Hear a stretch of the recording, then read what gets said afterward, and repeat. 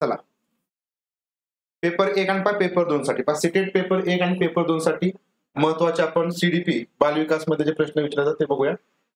ठीक आहे, 15 प्रश्न असतील, परंतु कन्सेप्ट वरती आपण हे प्रश्न बघणार आहोत. ठीक आहे, चला पहिला प्रश्न आणि पाठीमागे सगळे जे रेकॉर्डेड आहेत ते पाच. चला आपला सकाळी समाजशास्त्राचा पास झालाय, आज सकाळी पास समाजशास्त्र झालाय, तो रेकॉर्डेड मध्ये उपलब्ध आहे, तो बघून घ्या जर कोणी बघितला नसेल तर. ओके, म्हणजे आपली काय होती कंटिन्युटी चालू राहते. चला पहिला प्रश्न पहा, which of the following statement is correct about development. आता डेव्हलपमेंट बद्दल या ठिकाणी करेक्ट स्टेटमेंट कोणते, बरोबर ना. विकासाबद्दल या ठिकाणी बरोबर विधान कोणतं. विकास एक समान होता है, विकास बिल्कुल अप्रत्याशित होता है. अप्रत्याशित है, विकास में व्यक्तिगत विभिन्नताएं होती है, विकास विशिष्ट से सामान्य की ओर बढ़ता है. सांगा विकासाबद्दलचं योग्य विधान सांगायचं. खूप छान. तर बघा ऑप्शन क्रमांक 3, विकास में काय असते पा व्यक्त भिन्नता असते. बरोबर, प्रत्येकाचा विकास कसा असतो पा वेगवेगळा असतो, म्हणजे एक समान नसतो. विकास एक समान असतो का तर एक समान नसतो.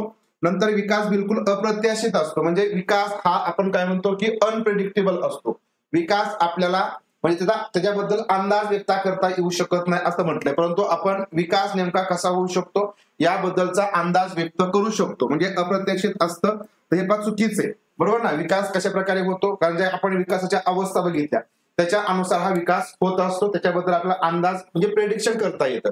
विकास विशिष्ट से सामान्य की ओर बढ़ता, तर विकास या ठिकाणी सामान्यकडून का कुठे असतो पा विशिष्टाकडे असतो. लक्षात ठेवा, हीच विधान तुम्हाला बऱ्याच वेळेस परीक्षेमध्ये विचारले जातात, फक्त पालट करून या ठिकाणी हे प्रश्न असतात. त्यामुळे लक्षात ठेवा, विकास एक समान नसतो, म्हणजे व्यक्तिभिन्न असतो, अप्रत्याशित नसतो. ठीक आहे, आणि सामान्यकडून विशिष्टाकडे विकास होत असतो. समजलं. चला प्रश्न पुढचा आहे बघा.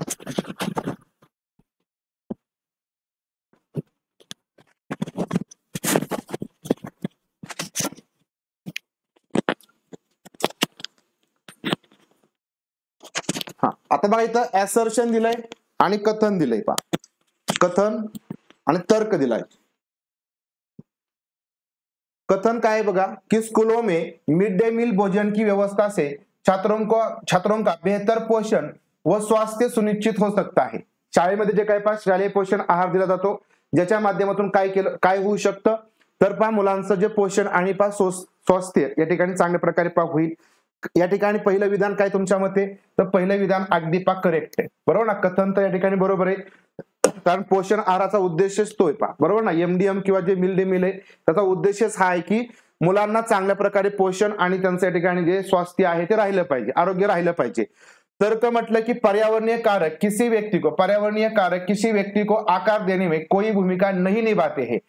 म्हणजे या ठिकाणी जे पर्यावरणीय घटक आहेत ते व्यक्तीला आकार देण्यामध्ये कुठल्याच प्रकारची भूमिका निभावत नाही असं म्हटलंय. तर आपल्याला मान्य आहे का ते, आपल्याला मान्य नाही, कारण तुमचे जे पर्यावरणीय घटक असतात ते विकासामध्ये महत्वाची भूमिका हे निभावत असतात. म्हणून लक्षात ठेवा, इथं जे म्हटलंय भूमिका नाही हे चुकीचं आहे. पुढे म्हटलंय क्योंकि विकास केवळ आनुवंशिकताशी निर्धारित होत आहे, विकास फक्त आनुवंशिकतेवरती आधारित आहे असं म्हटलंय, ते बिलकुल चुकीचं आहे, बरोबर. म्हणून लक्षात ठेवा, फक्त ऑप्शन क्रमांक 3 तुमचं उत्तर पा करेक्ट आहे. Very good. ऑप्शन क्रमांक 3 बरोबर, म्हणजे ए सही आर गलत. प्रश्न पुढचा बघा, खूप छान पटपट उत्तर येत आहेत. As an agency of secondary socialization. आता सेकंडरी सोशलायझेशन पा द्वितीयक सामाजिकरण. The primary function of the school is to. सामाजिकरण की द्वितीयक संस्था के रूप में स्कूल का क्या प्रमुख उद्देश है पा. द्वितीय संस्था आहे, बरोबर ना. सामाजिकरणामध्ये आपण सामाजिकरण बघितलंय, बरोबर. ज्यांनी जर अजून बघितला नसेल आपला पाठीमागचा थेरच चॅप्टर तो बघून घ्या. ठीक आहे, म्हणजे तुम्हाला हे प्रश्न. खरखर आवाज येतोय का?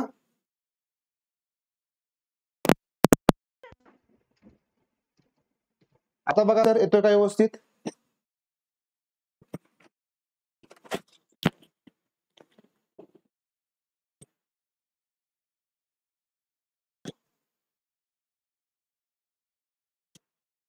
आता आहे व्यवस्थित आवाज? बोरे सर सांगा, आवाज व्यवस्थित आहे का आता? बच्चे को घर से अलग कर देना, मुलांना या ठिकाणी वेगळं केलं पाहिजे, तर ही शाळेची भूमिका आहे का? तर अजिबात नाही, ही शाळेची भूमिका असू शकत नाही. बच्चे की घर में सिकी बातों का पूर्ववत करना, म्हणजे या ठिकाणी मुलांनी जे काही घरी शिकवलेलं असेल ते काय करायचं पहा, पूर्ववत करायचं आहे तसं करायचं. ठीक आहे, हे चुकीचं आहे. बच्चे द्वारा घर में सीखी गई बातों का खंडन करना म्हणजे त्याचा काहीही या ठिकाणी उपयोग करून घ्यायचा नाही. पुढे परिवार का विस्तार जिसे बच्चों की परिचित चीजों का आगे बढ़ाया जा सकता, तर हे करेक्ट आहे. म्हणजे आपलं जो काय परिवारामध्ये आपल्या कुटुंबामध्ये जे काय शिकवलेलं असेल तर तेच या ठिकाणी आपण शाळेच्या माध्यमातून त्याला विस्तारित करायचं, म्हणजे तेच पुढे घेऊन जायचं, म्हणजे मुलांना असं वेगळं वाटणार नाही. तर ऑप्शन क्रमांक 4 या ठिकाणी हा करेक्ट असा उद्देश आहे पहा. ठीक आहे, खरखर होतंय का? बरं ठीक आहे, बघूया आपण सर पुढे.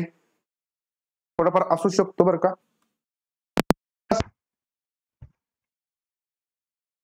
आज आवाजाचा प्रॉब्लेम आहे, काय माहिती आज काय झालंय, पण आज बरेच आवाजाचे प्रॉब्लेम झालेत. आय थिंक सॉफ्टवेअर मध्ये काहीतरी इश्यू असावा. पण ठीक आहे, चला बघा. In Jean Piaget theory, dash is said to occur when a child perceives new objects or events in term of existing schema. ठीक आहे, तर स्कीमा कोणी मांडलं तर जीन पियाजेने मांडला, बरोबर. स्कीमा कोणी मांडला पण जीन पियाजे यांनी सांगितला. याच्यामध्ये काय म्हटलं, जीन पियाजे के सिद्धांत में इस प्रक्रिया को क्या कहते हैं. ठीक है, तर जब कोई बच्चा मौजूदा स्कीमा के संदर्भ में नई वस्तू या घटनाओं को देखता है, जे काय मौजूदा स्कीमा आहे म्हणजे आपलं जे काय दृष्टिकोन आहे किंवा आपलं जे एखाद्या बद्दलचं पूर्वज्ञान आहे, एखाद्या गोष्टीबद्दलचं पूर्वज्ञान किंवा जे आपलं मत आहे त्याला आपण काय म्हणतो, स्कीमा म्हणतो. तर त्याच्या संदर्भामध्ये आपण एखादी वस्तू बघितली किंवा ठिकाणी ज्या घटना आहे तर ती पाहत असतो, याला काय म्हटलं जाईल, समावेशन म्हणणार, संघटन म्हणणार, अनुकरण म्हणणार की पाड, ऍसिमिलेशन, ऑर्गनायझेशन, मेटाकॉग्निशन की स्कॅफोल्डिंग. काय म्हणतो, तर त्याला आपण ऍसिमिलेशन म्हणतो, बरोबर. काय म्हणतो पहा, समावेशन म्हणतो, त्याला आपण काय म्हणतो, समावेशन किंवा ऍसिमिलेशन असं म्हणत असतो. म्हणजे ज्यावेळेस एखादा मुलगा, बरोबर ना, जी काय मौजूदा म्हणजे जो काय सध्या त्याच्याकडे जो काय स्कीम आहे, त्याचं काही मत आहे, तर त्याच्या संदर्भामध्ये एखादी वस्तू किंवा एखादी काय बघतो, घटना बघतो, म्हणजे त्याच्या संदर्भाने त्याच्यामध्ये तो कुठल्या प्रकारचा बदल वगैरे करत नाही. त्याच्याकडे जे काही दृष्टिकोन आहे त्या दृष्टिकोनामधून जे काय त्याचं मत असेल, जे काय प्रिव्हियस नॉलेज आहे त्याच्या दृष्टिकोनातून तो बघतो, तर तेच त्याचं काय असतं, समावेशन असतं. ओके, करेक्ट आहे पहा. प्रश्न क्रमांक 5.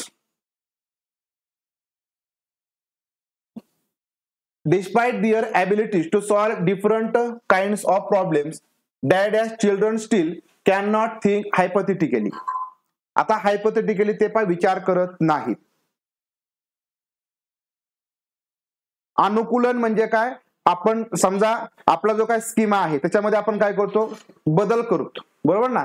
म्हणजे आपले जे काही विचार आहेत, पहिले जे विचार प्रिव्हियस नॉलेज असेल, अजून काही नवीन नॉलेज घेतलं तर त्याच्यामध्ये आपण त्याच्यानुसार काय करणं, बदल करत जाणं, जोडणं, म्हणजे हे अनुकूल म्हणजे अडॅप्टेशन.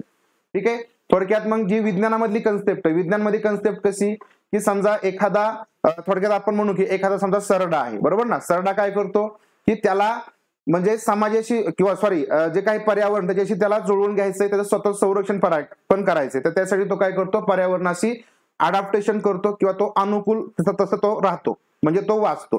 तर तसंच आहे की आपले जे काही प्रिव्हियस नॉलेज असेल तर त्याच्यातून आपल्याला जे काही नवीन नॉलेज मिळेल तर त्याच्यामध्ये बदल करणं, बरोबर, त्याच्यानुसार त्याच्यामध्ये आपण भर टाकणं, हेच आपलं अनुकूलन असतं.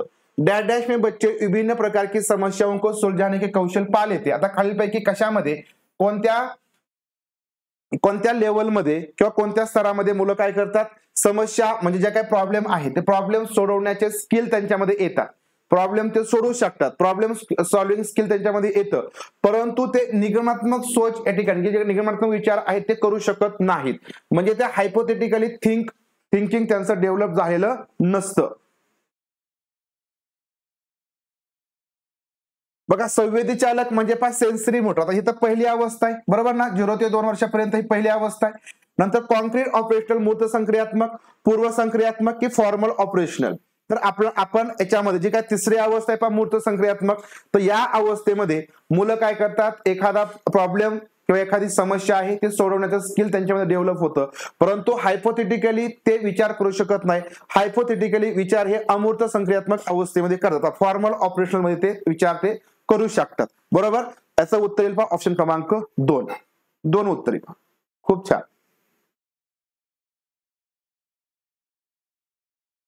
प्रश्न क्रमांक 6.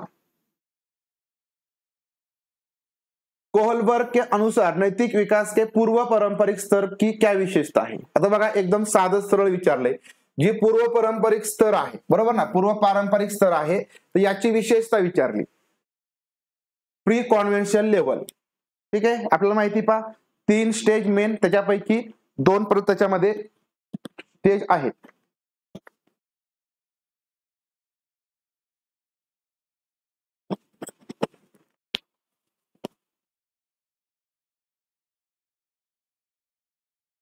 पढ़ला काय म्हटले विशेषता, इस बात पर ध्यान देना कि सांस्कृतिक कारक और लिंग नैतिक विकास को कैसे प्रभावित करते हैं.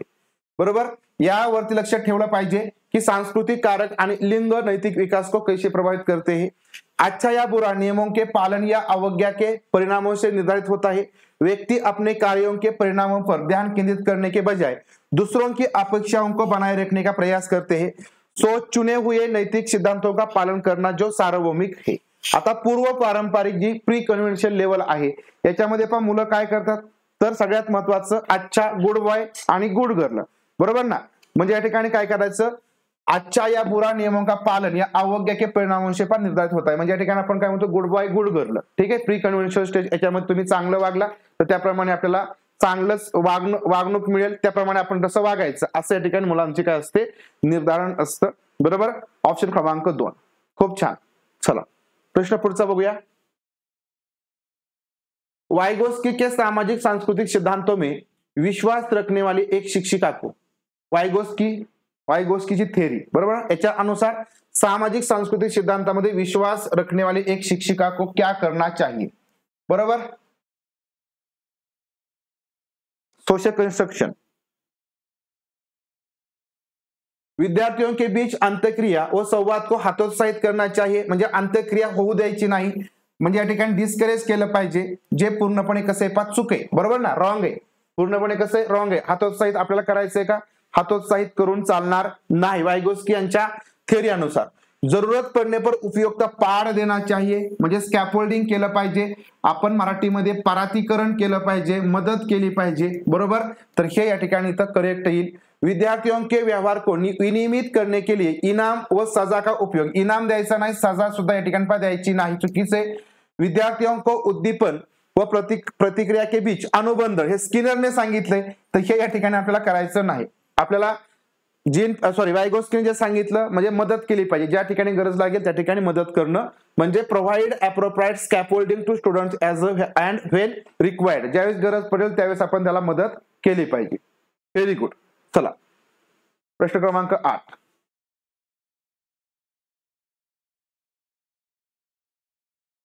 In Lev-Vygotsky theory, knowledge is co-constructed by the child and the adult that is the zone of proximal. आता बघा, लेव-वाइगोत्स्की यांच्या सिद्धांतावरती आहे प्रश्न. यांच्या सिद्धांतानुसार बच्चों व वयस्कों के द्वारा ज्ञान का सहनिर्माण समीपस्थ विकास के क्षेत्र के डॅश किया जाता है. म्हणजे जो काय झेडपीडी आहे याच्यामध्ये जे मुलं आहेत ते आपल्या ज्या वयस्कांकडून पण शिकतात, मग यांच्या मदतीने कशामध्ये ते स्वतःचं नॉलेज किंवा स्वतःची माहिती मिळवतात किंवा स्वतः त्या ठिकाणी काय करतात, आपलं अध्ययन करून घेतात. झेडपीडीच्या कशामध्ये, बाहेर, अंदर, नीचे की आगे, आपण बघितलंय, बरोबर ना. झेडपीडी आपण बघितलाय. झेडपीडी काय असतो आपल्या सगळ्यांना माहिती, झेडपीडी बाहेर, अंदर, नीचे, आगे.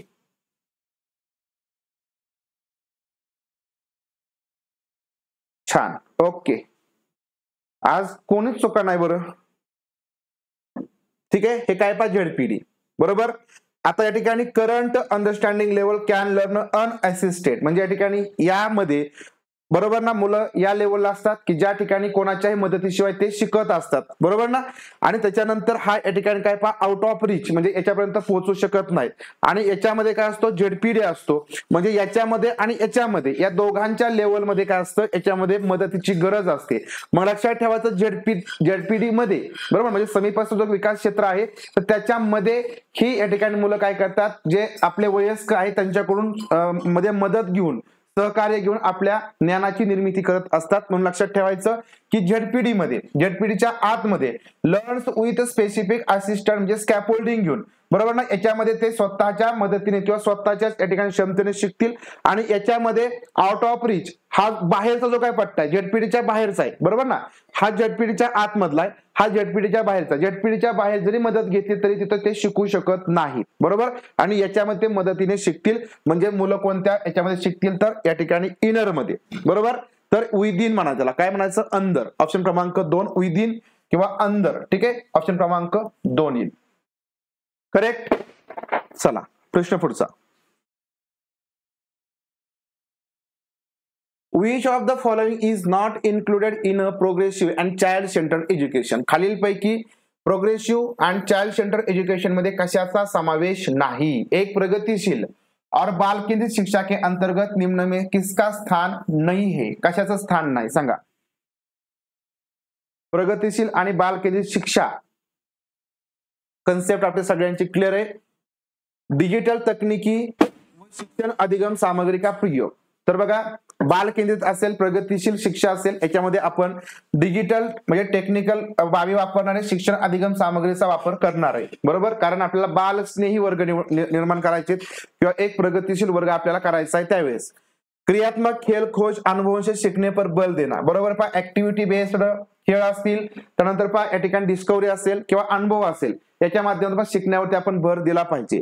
केवळ संरक्षित पाठ्यक्रम समाप्ती पर बल देना. केवळ आले फक्त संरक्षित म्हटलंय, मग हे मात्र या ठिकाणी काय चुकीचं आहे, निगेटिव्ह आहे. फक्त केवळ म्हटलं त्यांनी, बरोबर ना. फक्त संरक्षित पाठ्यक्रम हा या ठिकाणी संपला पाहिजे याच्यावरती भर देणं चुकीचं आहे.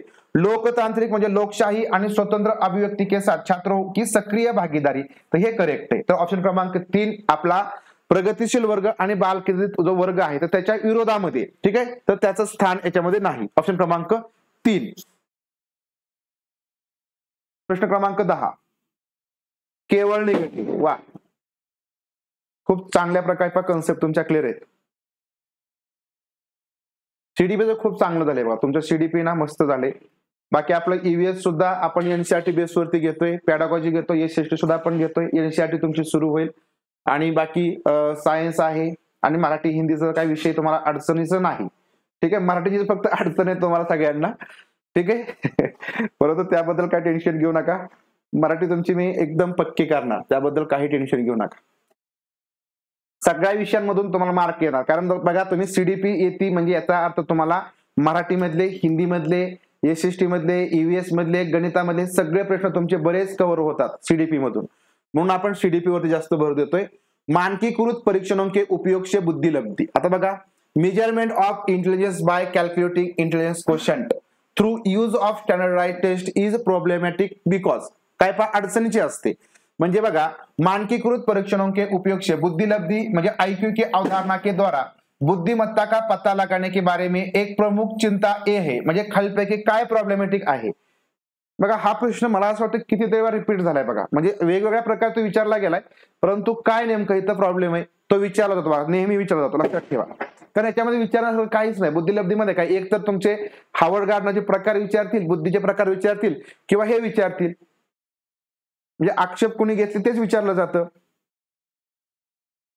काय येईल बघा, वे सांस्कृतिक रूप से निष्पक्ष नाही है, बरोबर ना. हेच विचारलं जातंय. म्हणजे बघा फक्त वाक्य फिरवलं जातं. केवल गुणात्मक विश्लेषण करते हैं, चुकीचं आहे. वे बुद्धि का व्यापक रूप से मापते हैं, व्यक्तिगत मतभेदों के लिए जिम्मेदार है. तर बघा म्हणजे हे करेक्ट आहे. हे लक्षात ठेवा, याच्या बाबतीमध्ये हे करेक्ट आहे, हे करेक्ट विधान आहेत. परंतु आपल्याला चिंता म्हणजे काय ते प्रॉब्लेमॅटिक आहे तर काय सांस्कृतिक रूपात ते निष्पक्ष नाहीत, बरोबर, ते पण प्रॉब्लेमॅटिक आहे. बाकी हे केवळ गुणात्मक विश्लेषण करतात, बरोबर आहे. बुद्धि को व्यापक रूप से मापते हैं आणि व्यक्तिगत मतभेदों के लिए जिम्मेदार है. ठीक आहे. आपल्या प्रश्नाच्या बाबतीमध्ये एक उत्तर आपल्या इथं करेक्ट येईल. प्रश्न क्रमांक 11 असर्शन.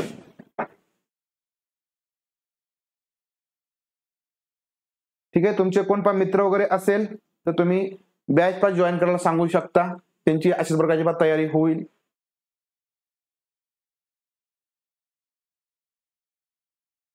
गणित पेपर 2 ची काहीही भीती घेऊ नका मनामध्ये, काहीही भीती मनात घेऊ नका, ठीक आहे. आपल्याकडे वेळ आहे आणि सर शिकवतील तुम्हाला, गणित सर शिकवतील. आपले जे टीईटीचे सर आहेत ते तुम्हाला गणित शिकवतील, घेतील ते, ठीक आहे. नाहीतर आपण त्याची तजवीज आपण करतोय, ठीक आहे. त्यामुळे ते टेन्शन काही घेऊ नका. तोपर्यंत पॅडागॉजी तुमची पक्की करून घेणार मी. पॅडागॉजी जवळजवळ सगळ्या विषयांची तुमची म्हणजे होत आली, म्हणजे झाली. काही कन्सेप्ट आपल्या थोड्याफार ज्या बाकीत किंवा नवीन येतात ते आपण घेतोय. त्यामुळे ते कॅल्क्युलेशनचा भाग काही जे सोपं आहे ते फक्त डोक्यात ठेवा, जे आपल्याला करायचंय, ठीक है. त्याचं काही टेंशन घेऊ नका. बघा, कथन शिक्षकों को प्राथमिक माध्यमिक कक्षा में मुद्रित समृद्ध वातावरण नहीं बनाना चाहिए. बघा आता काय म्हटलंय की शिक्षकों को प्राथमिक माध्यमिक वर्गामध्ये मुद्रित समृद्ध वातावरण बनवलं नाही पाहिजे, प्रिंट रिच एन्व्हायरमेंट नाही बनवलं पाहिजे. काय पा चुकीचं आहे, बरोबर ना. तर्क काय म्हटलंय, भाषा का विकास एक जन्मजात क्षमता आहे.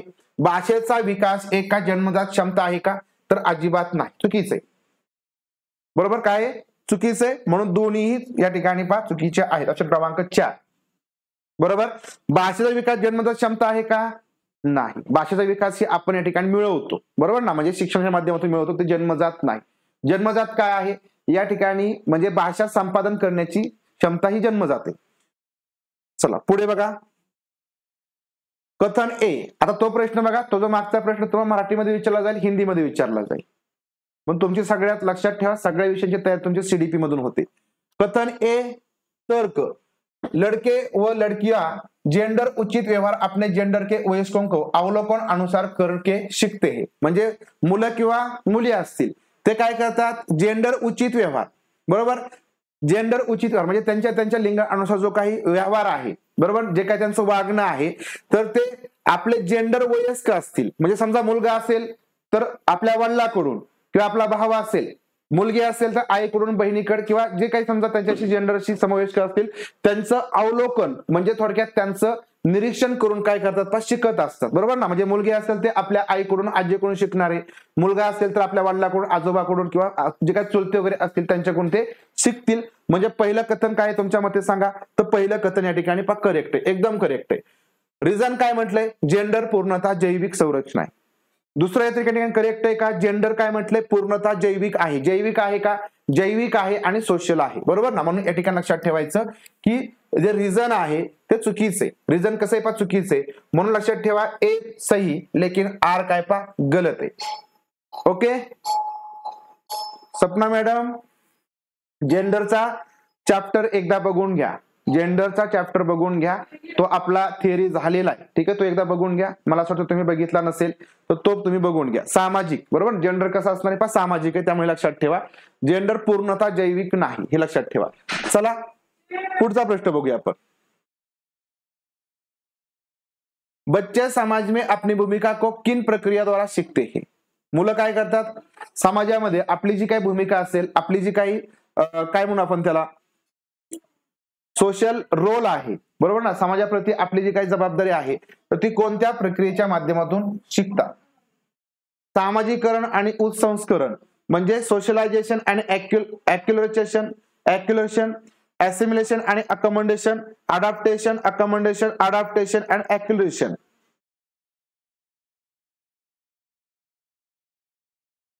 समाज में अपनी भूमिका को किन प्रक्रिया द्वारा शिकते. सगळ्यात महत्वाचं सामाजिकरण तर सगळ्यात आधी येणार आहे. मग बघा सामाजिकरण कशा कशामध्ये आहे ते बघायचं, बरोबर ना. म्हणजे बघा समाजाप्रती तुमची जी काही भूमिका आहे ती आपल्या आधी आपण समाजाकडून शिकणार ना, त्यांचं निरीक्षण करून शिकणार. मग सामाजिकरण सगळ्यात महत्वाचं, बरोबर. मग सामाजिकरण कशा कशामध्ये, सामाजिकरण फक्त ऑप्शन क्रमांक 1 मध्ये बघा, ठीक आहे. 2 मध्ये नाही, 3 मध्ये नाही, 4 मध्ये नाही. सामाजिकरण आणि काय पा उत्संस्करण म्हणजे पा ॲक्युलेशन, ठीक आहे. याच्या माध्यमातून आपली जी काही भूमिका आहे समाजाच्या प्रती तर ती या ठिकाणी मुलं पा शिकत असतात, ठीक आहे. बरोबर. सेक्स काय, जैविक, बरोबर. चला पुढे बघा, मूल्यांकन कैसा होना चाहिए. मूल्यांकन कैसा होना चाहिए. Assessment should be, assessment should be, मूल्यांकन कैसा होना चाहिए. सर्वांगीण, समग्र, मानकीकृत व परीक्षा केंद्रित. मानकीकृत, योगात्मक, मानक संदर्भित, शिक्षक केंद्रित आणि विच्छिन्न, डिसकंटिन्युअस.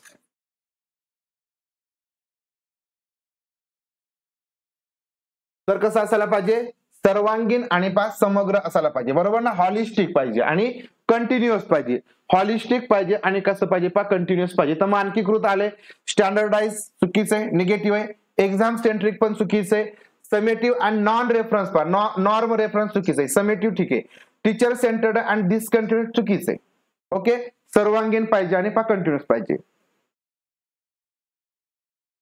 उत्संस्करण शब्द तुम्ही कधी वाचला नाही ना, याच्यामध्ये बघा काय म्हणला याला ऍक्युलेशन आहे पहा, उत्संस्करण आहे. ठीक आहे, ऍक्युलेशन म्हणजे उत्संस्करण म्हणजे काय म्हणायचं त्याला आपण, संस्कार होणं. निम्न में से कौन से अभिलक्षण एक समालोचनात्मक विद्यार्थी के नहीं है. प्रश्न शेवटचा आहे बघा.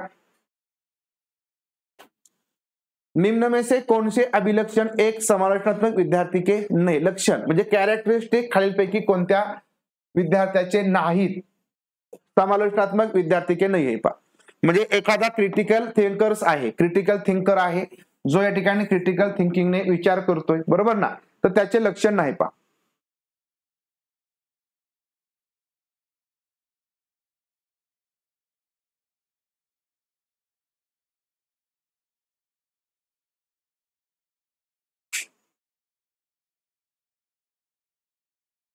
खुली मानसिकता, जिज्ञासु प्रवृत्ति, आंख बंद करके निर्देशों का पालन, स्पष्टीकरण के लिए प्रश्न पूछना, स्रोतों की विश्वसनीयता का आकलन. कोणतं नसेल बघा. आता जो म्हणजे क्रिटिकल थिंकर आहे तो काय करेल, त्याची मानसिकता ओपन माइंडेड असतात, तो ओपन माइंडेड असेल, तो जिज्ञासू प्रवृत्तीचा असणार आहे. आंख बंद करके निर्देशों का पालन म्हणजे या ठिकाणी तो डोळे झाकून कुणावरती विश्वास ठेवेल का, किंवा तुम्ही जे काय सांगाल ते ऐकेल का, तो ऐकणार नाही. स्पष्टीकरण केले प्रश्न, तो स्पष्टीकरणासाठी काय करेल पहा, प्रश्न विचारेल. स्रोतों की विश्वसनीयता का आकलन म्हणजे काय स्रोत आहेत तर त्याचे काय करणार, तो आकलन करणार आहे. बरोबर, म्हणजे ऑप्शन क्रमांक या ठिकाणी किती उत्तर येईल आपलं, ऑप्शन क्रमांक 2 हे उत्तर या ठिकाणी येणार आहे पहा. ठीक आहे, लक्षात आलं.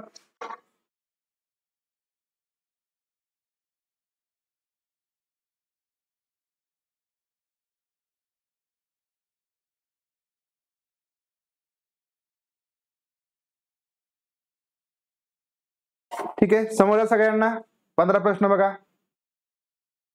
बुरे सर आजचे प्रश्न म्हणजे काय म्हणू आपण, जे कम्पॅरेटिव्हली आपण पाठीमागे बरेच जे प्रश्न बघितले त्यापेक्षा सोपे प्रश्न होते. म्हणजे बऱ्यापैकी आपण याच्यामधले मला असं वाटतं की कोणताच एखादा प्रश्न नसेल की त्या प्रश्नाची आपण कन्सेप्ट या आधी बघितलेली नाही. बरोबर, आधी आपण सगळ्या कन्सेप्ट बघितलेल्या आहेत पहा.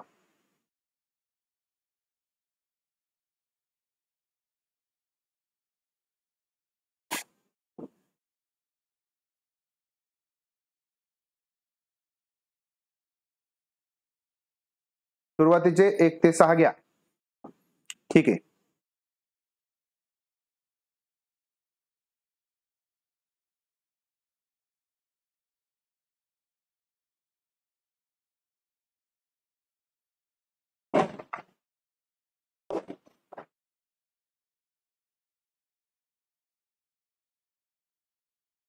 पेडागॉजी घेणार ना आपण, सायन्सची पेडागॉजी पण आपण घेतोय. ठीक आहे, सायन्सची पेडागॉजी सुद्धा आपण घेतोय. आता बघा, उद्या तुमची सायन्सची पेडागॉजी असेल. हे तुम्हाला समजलं का, उत्संस्करण काय असतं तर लक्षात ठेवा. ऍक्युलेशनचा अर्थ असा असतो की तुम्हाला मी संस्कृती सांगितली ना, संस्कृती म्हणजे काय, एकमेकांची संस्कृती समजून घेणं. म्हणजे थोडक्यात आपण काय म्हणू, माझी एक वेगळी संस्कृती, तुमची एक वेगळी संस्कृती. मी तुमच्याकडे समजा तुमचा काही कार्यक्रम वगैरे असतो, तुमच्याकडे आलो, तुमची संस्कृती मला समजेल, माझी तुम्हाला समजेल. म्हणजे हे काय होतं, देवाण संस्कृतीची थोडक्यात काय म्हणून आपण देवघेव होणं. आणि त्याच्या माध्यमातून मग बघा, इथं प्रश्नच असा विचारला की समाजाप्रती काय भूमिका आपल्याला कधी समजेल, तर ज्यावेळेस देवाणघेवाण होईल. बरोबर ना, सांस्कृतिक देवाणघेवाण म्हणजेच लक्षात ठेवायचं उत्संस्करण. याच्या माध्यमातून काय म्हणतात, समाजाप्रती आपली जी काही जबाबदारी आहे ती समजेल. ठीक आहे, समजलं.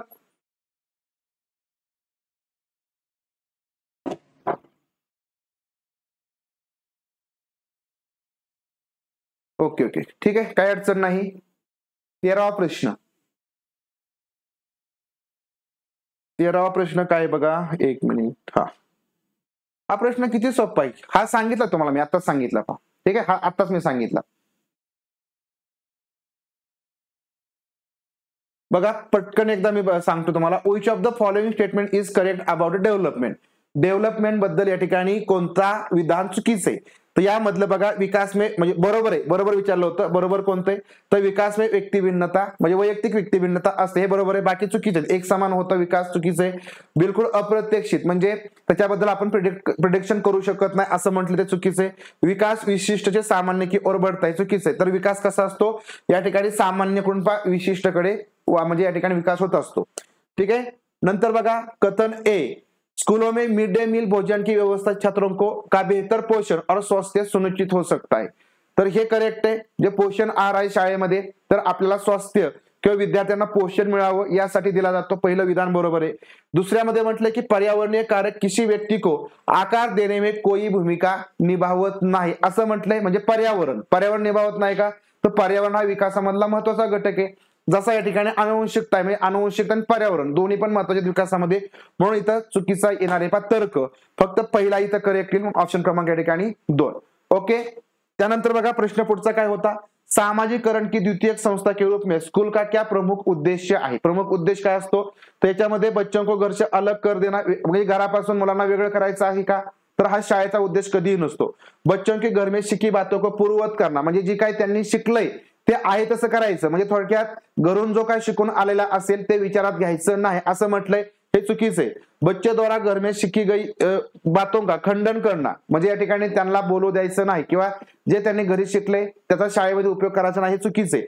तर आपण काय करायचं, परिवार का विस्तार जिससे बच्चों की परिचित चीजों का आगे बढ़ाया जा सकता, म्हणजे जे काय प्रिव्हियस नॉलेज आहे मुलांना जे काय घरी शिकवलंय तर त्याला आपण पुढे न्यायचं. बरोबर. त्याच्यानंतर प्रश्न पुढचा होता, जीन पियाजे के सिद्धांत में इस प्रक्रिया को क्या कहते हैं जब कोई बच्चा मौजूदा स्कीमा के संदर्भ में, जो काय मौजूदा स्कीमा आहे म्हणजे जे काय सत्ताचं आत्ताचं जे काय प्रिव्हियस नॉलेज आहे, जे काय आपलं मत आहे एखाद्या घटकाबद्दल किंवा एखादी काय कन्सेप्ट आहे आपली सध्या जे काय कन्सेप्ट आहे तर त्याच्या संदर्भात नवीन वस्तू किंवा घटना बघायच्या. म्हणजे थोडक्यात काय की माझी आत्ताची एक स्कीम अशी आहे किंवा जे काय माझा स्कीमा असा आहे की समजा जे काही 4 पायावाले आहेत, जे 4 पायावाल्याचे सगळे काय प्राणी आहेत किंवा जे काही 4 पायावाले आहेत ते माझं मांजर आहे. बरोबर ना, ही माझी स्कीम आहे सध्याची. म्हणजे थोडक्यात मी फक्त मांजरच बघितलंय बरोबर, घरी मांजर बघितलंय आणि त्याला मी कॅट म्हणतो. मी बाहेर गेल्यानंतर मला 4 पायाचा कुत्रा दिसला, मला कुत्रा ही कन्सेप्टच माहित नाही, त्या कुत्र्याला मी काय म्हणणार, मांजरच म्हणणार. म्हणजे आत्ताची जी काही माझी स्कीम आहे, आता जी काही माझी कन्सेप्ट आहे त्याच्याच आधारावरती मी एखादी नवीन वस्तू बघतो, म्हणजेच लक्षात ठेवा त्याला आपण समावेशन म्हणतो. त्याला काय म्हणतो, फक्त सामावून घेणं. लक्षात आलं. नंतर बघा प्रश्न पुढचा होता, डैश डैश में बच्चे विभिन्न प्रकार की समस्याओं को सुलझाने के कौशल्य पा लेते, म्हणजे कशा कुठल्या स्टेजमध्ये आपण एखादा प्रॉब्लेम सोडवण्याचं स्किल या ठिकाणी मिळवतो, परंतु निगमनात्मक सोच जे हायपोथेटिकल थिंकिंग आहे ती विकसित होत नाही. तर ते असते मूर्त संक्रियात्मक अवस्था आणि निगमनात्मक सोच ही आपली अमूर्त संक्रियात्मक अवस्थेमध्ये येत असते, म्हणजे अमूर्त विचार आपण इथं करत असतो. ओके. ठीक आहे, समजलं गणेश सर. झालं. आता बघा कोहलबर्ग के अनुसार नैतिक विकास के पूर्व पारंपरिक स्तर की क्या विशेषता, जे पूर्व पारंपरिक स्तर आहे याची विशेषता काय आहे हे विचारलंय. हे आपण एकदम स्टेज बघितले सगळ्या, आपला एक स्पेशल लेक्चर याच्यावर झालाय. तर याच्यामध्ये फक्त आजच्या या बुरा नियम जे आहेत तर त्याचं पालन करणं किंवा या काय अवज्ञा आहेत, म्हणजे जर समजा आपण एखाद्याचं ऐकलं नाही तर आपल्याला काय मिळेल, म्हणजे थोडक्यात दंड मिळू शकतो किंवा आपल्याला चुकीचं बोललं जाईल. म्हणून फक्त गुड बॉय आणि या ठिकाणी बॅड बॉय गुड गर्ल. ठीक आहे, म्हणजे गुड बॉय गुड गर्ल, तर ही जी कन्सेप्ट आहे इथं या ठिकाणी आपल्याला पाळायची, तर हे या ठिकाणी इथं निर्धारित करतं ऑप्शन क्रमांक 2. ठीक आहे, चला थांबूया आपण इथं. गणेश सरांची इच्छा आपण पूर्ण केली. ठीक आहे, थांबूया इथं. आणि